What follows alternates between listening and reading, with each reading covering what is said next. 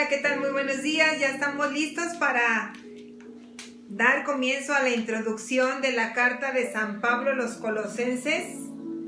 Yo los invito a que lo vean como un reto. ¿Por qué? Porque no es tan fácil a veces acostumbrarnos, familiarizarnos con la lectura de la Sagrada Escritura, sobre todo para los que no han ni siquiera empezado a leer la Sagrada Escritura. Los que no han tenido en sus manos un libro de la Sagrada Escritura, yo sé que les va a costar un poquito, pero los invito a que se lo propongan y verán cómo vamos avanzando. Vamos a comenzar entonces en el nombre del Padre, del Hijo y del Espíritu Santo. Amén. En nombre de nuestro Señor Jesucristo, así sea. Introducción a la carta de los Colosenses. Hacia el año 60, estamos hablando después de Cristo, Pablo, detenido en la fortaleza de Cesarea, escribió a los cristianos de Colosas, perturbados por el nacer de nuevas religiones. Ya no se sentían seguros con solo creer en Cristo, sino que querían restablecer algunas prácticas religiosas del Antiguo Testamento. Acuérdense que San Pablo en las cartas anteriores ha insistido que no retomen las tradiciones antiguas que tenían los judíos, porque Cristo vino a darnos una doctrina plena y completa que supera al Antiguo Testamento. Sigamos. O tal vez trataban de incluir a Cristo en un conjunto de personajes celestiales, los ángeles, que tendrían en sus manos la llave de nuestro destino. También a nosotros en estos momentos a veces mucha gente mezcla nuestra fe católica y lo mismo cree en el poder superior de los ángeles, de la energía, de las fuerzas. Eso es una ensalada de religiones. San Pablo insiste en que nos purifiquemos. Sigamos. Algo fallaba en el conjunto de sus contemporáneos, integrados en el Imperio Romano, que había impuesto su paz a todo el mundo occidental, pero que ahogaba la vida propia de los diversos pueblos. Trataban de refugiarse en lo espiritual. Doctrinas secretas ofrecían guiar a sus perfectos a un estado superior. Actualmente también las hay, ¿verdad? Ojalá y esto lo puedan escuchar todos aquellos que creen estar en otro nivel superior y que pierden el piso de la realidad humana. Sigamos. En ese tiempo se estaban elaborando ciertas teorías llamadas gnosis, es decir, conocimiento, sobre el origen y destino del hombre y del mundo. Todo había salido de una especie de sopa cósmica que había hervido por largo tiempo, apareciendo grandes familias celestiales de ángeles o eonoes, masculinos y femeninos, que se devoraban, se acoplaban y finalmente aprisionaban chispas de espíritu en cuerpos materiales.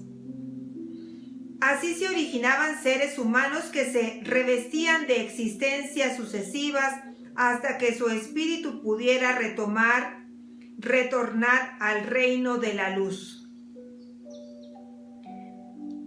Chequen por favor y miren que esto actualmente está resurgiendo y con mucha fuerza.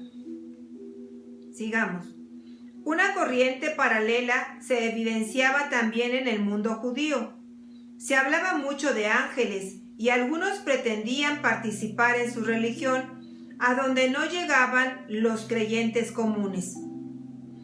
Tal crisis en la iglesia del primer siglo fue la causa de esta carta de Pablo, en la que se establece la supremacía absoluta de Cristo.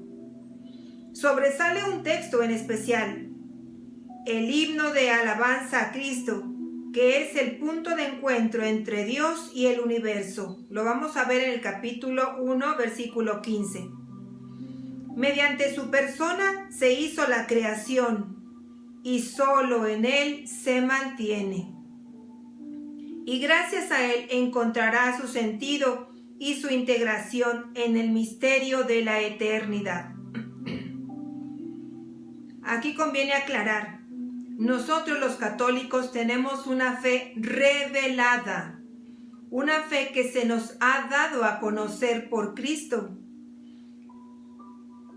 y por el Espíritu Santo, que todos los días sigue inspirando a nuestros pastores, al Papa principalmente, y de ahí a los obispos, sacerdotes y a cada uno de nosotros. El Espíritu Santo sigue haciéndonos entender cada vez más su palabra en la Sagrada Escritura. Pero ya Cristo nos enseñó y nos reveló y nos dio a conocer todo lo que teníamos que saber. Y repito, el Espíritu Santo nos lo va haciendo entender y comprender. Cristo dijo que no podíamos comprender todo, que el Espíritu Santo nos lo iba a dar a conocer.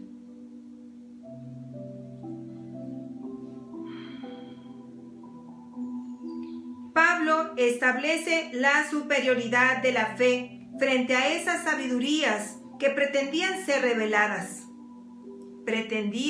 reveladas. Solo Cristo nos ha revelado el plan secreto de Dios.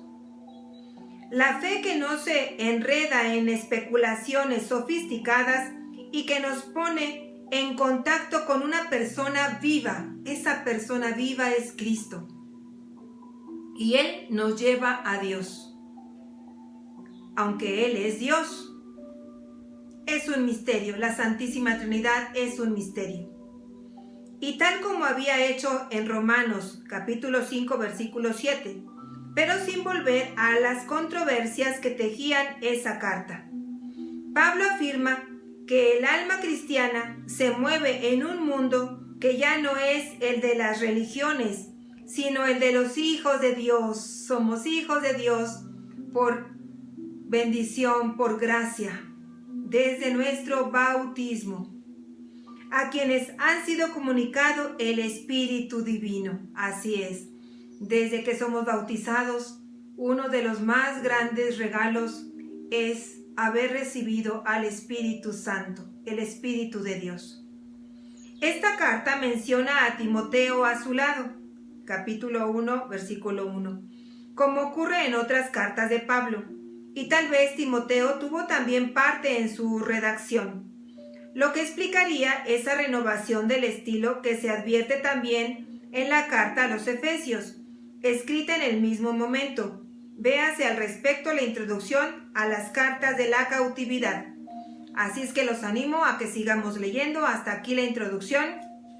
Cada libro trae una introducción. Depende la Biblia que utilicen. Trae introducciones más amplias, más completas, o algunas no las trae por hacerlo más sencillo. Pero lo importante es que nos instruyamos en este tesoro divino que tenemos en nuestras manos. Que Dios les bendiga, cuídense mucho y no se olviden de compartir. Que la palabra de Dios llegue a muchas almas y a muchos corazones. Nos vemos para la cena espiritual.